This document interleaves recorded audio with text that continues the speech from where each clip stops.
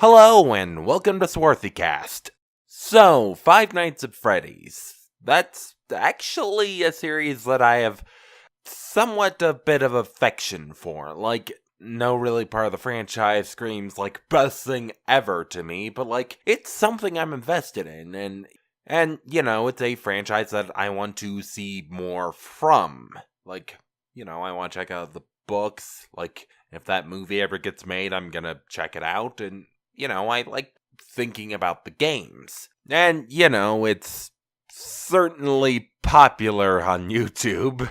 I mean, like, even if I didn't like Five Nights at Freddy's, I wouldn't be that guy who's like, why is the guy like that popular? Like, I'm all for, like, critiquing, like, problems and, like, how internet culture approaches things, but if your criticism starts and ends at people like bad thing, like, maybe think more through about your own issues with the thing and, whether there's any substantial criticism there, but I'm getting off track. So, I think people overstate how, like, complex the lore is.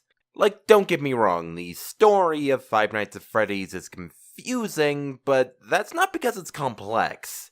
It's because it's obtuse. With most plot points being delivered in a, like, really indirect way.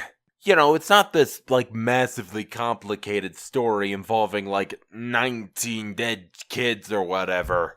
No, it's just this, fairly simple story of, like, like 8 dead people tops. So I think I might, like, go through the actual games and, like, state what I think the story is, essentially, and, like, my guess at some of the answers, but that's probably gonna be, like, a lot later. For now, we're focusing on the books. Released in 2015, Five Nights at Freddy's The Silver Eyes is a reimagining of the Five Nights at Freddy's games. Essentially kind of a, like, alternate retelling of the lore in the games. Like, what happens in the book isn't, like, literally what happens in, like, the backstory of the games, but it's clearly inspired by it, and, like, it's close enough to be considered, like, an alternate version. The Springtrap / purple guy murdering a bunch of kids.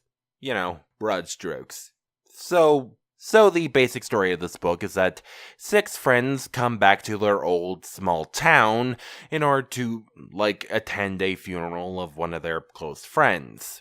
Like, specifically the funeral of a missing child who went missing, like, 10 years earlier. Like, no body was found, Like, basically a scholarship is being, like, announced in his honor. So, they all come home to, like, celebrate his memory. Like, the funeral scenes are actually, like, pretty well done. I mean, and it kind of, like, spoke true to, like, my own experience with funerals. Like, I haven't been through many, but most of them have been when I was, like, fairly young. So, during the funeral, the 6 friends, like, decide to, like, try and visit Freddy's, which, like, ended up, like, going out of business and, like, being demolished, although, like, in actuality, like, a mall was, like, built around it with, like, Freddy Pizzeria still being, like, intact inside it, but, not accessible. Like, they tried to, like, sell the mall, like, try and get business in the mall, but all their attempts, like, with the city of Hurricane, the hometown of these people, like, business doesn't want to come there for some reason, with implying being ghosts. But we'll get to how this book handles ghosts later.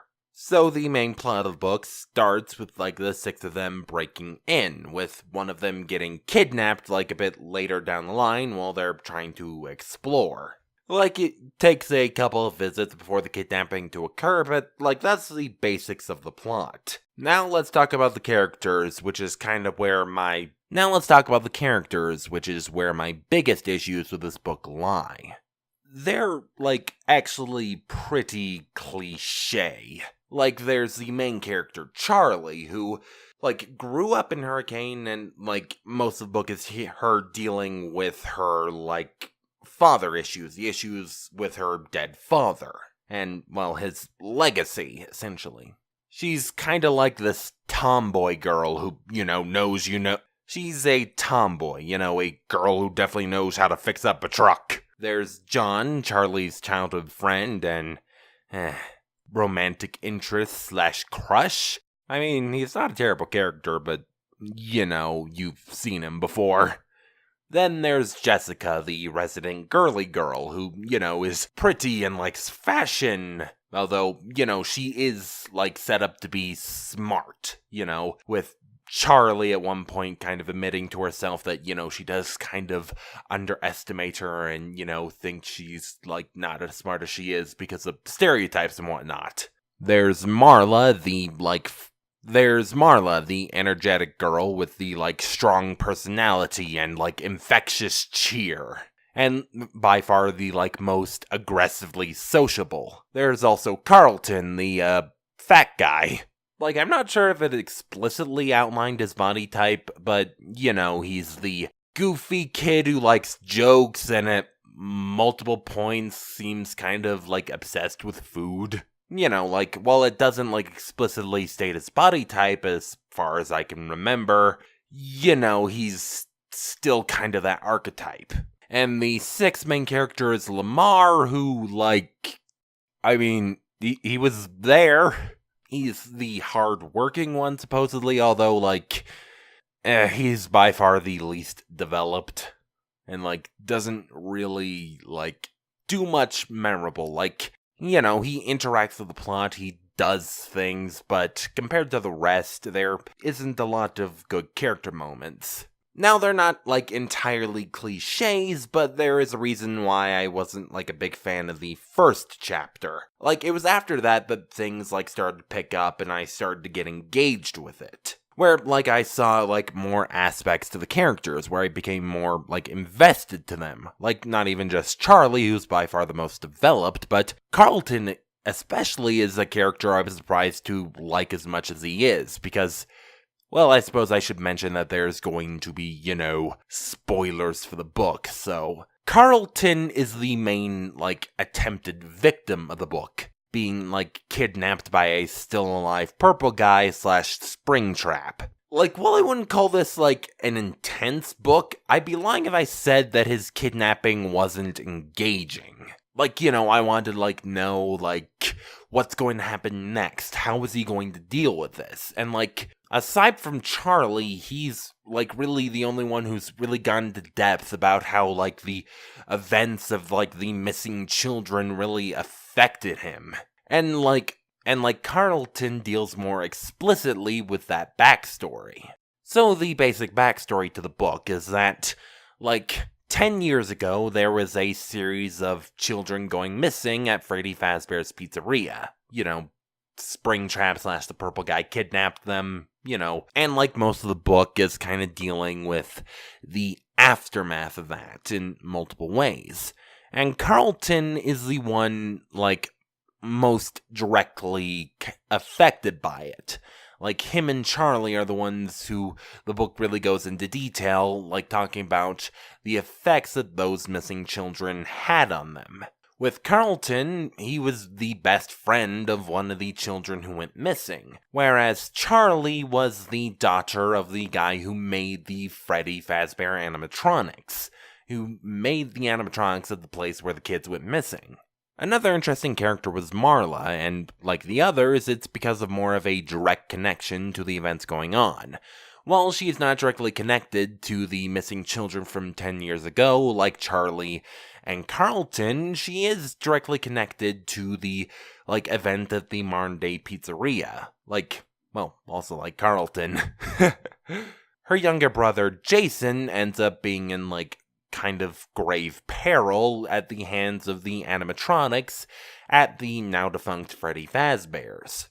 Because there are animatronics. The animatronics don't technically go after Jason because, he's 11 while the rest are 17, so as far as the animatronics are concerned, that they're a kid like him because, they're possessed by the spirits of dead children.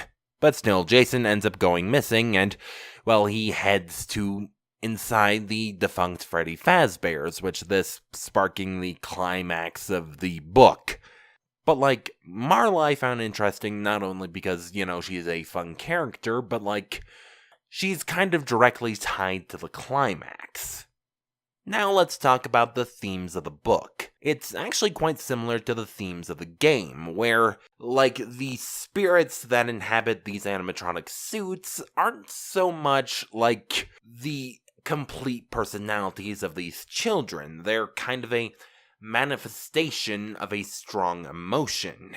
They're a manifestation of a strong emotional state. Hence, they're kind of indiscriminate murder, because they're not there enough in order to, discern, who actually killed them versus who's just a random adult, but that's because they're not the complete embodiment of those children, but the strong emotions they felt, upon their death. And, there's this conversation, early in the book that kind of explicitly lays this out, where, they talk about how places can be imbued with a certain strong emotion if felt there. Like a place where tragedy occurs feels sadder, even to people who have no idea about that tragedy. Lamar and Jessica end up acting as skeptics, with being a skeptic being Lamar's most prominent character trait, with them dismissing that notion out of hand. Chalking up, a certain place, just feeling, foreboding or sad or stuff like that as just kind of subconscious psychological triggers. Which, personally, I think is a more likely explanation than, a metaphysical spirit, but whatever. Not really relevant to the discussion of the book. And another theme of this book is this kind of, corrupted nostalgia, because, all of them do have, fond memories of Freddy Fazbear's, with, the purple guy corrupting this once joyous place, with the purple guy turning, a place of fun from Freddy Fazbear's into a place of immense grief, of pain, of death.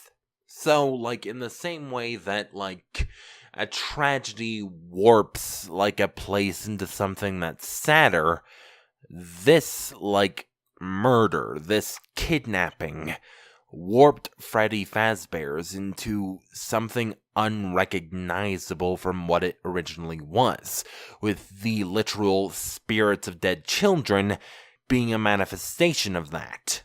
So, the ghosts aren't ghosts like Casper the Friendly Ghost, where it's a full personality, it's like a person except they can go through walls now. No, it's only part of them.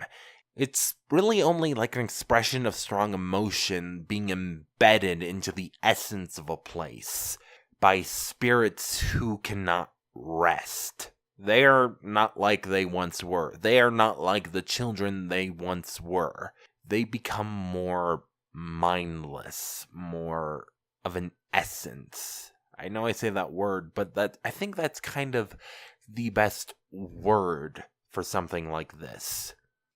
They're not full people.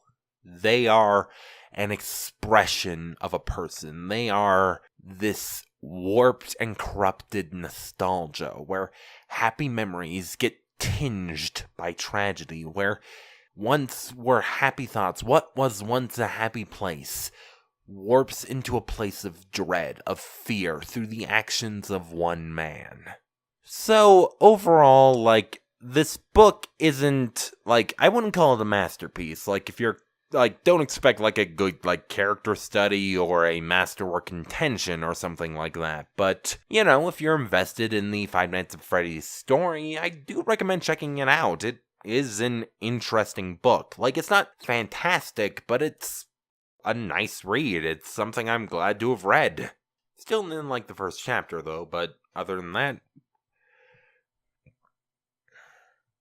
Plus, I do think it kind of elucidated, what the games were going for. It's not, it's an reimagining. It's not, directly what happened in the games, but in book form. But, it does, give you something to think about. It does, get your cogs a-turning. It is, a reimagining that kind of gives you a new way of looking at the original games. This has been Swarthycast. Thank you for joining. We'll see you again in 2 weeks or something. I don't know.